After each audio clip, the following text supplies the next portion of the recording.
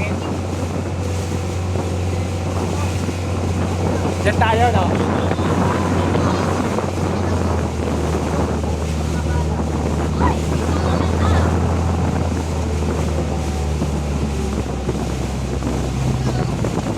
Pangatlong destinasyon ng aming tour.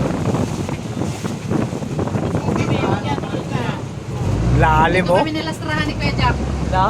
Dito kami nilastrahan ni Kuya Jack. Hindi na kami hindi na makaalis. Pasundo kami. Lalim pa lang ito, no? Dito siguro may daming isda. Marami rin palang tao. Agis tinapay. Oo, pwede natin dito magkain sa bangka muna. Bago tayo maglangoy. Kami malangoy muna. Sa bangka. Para dito magdala. Hindi bawal.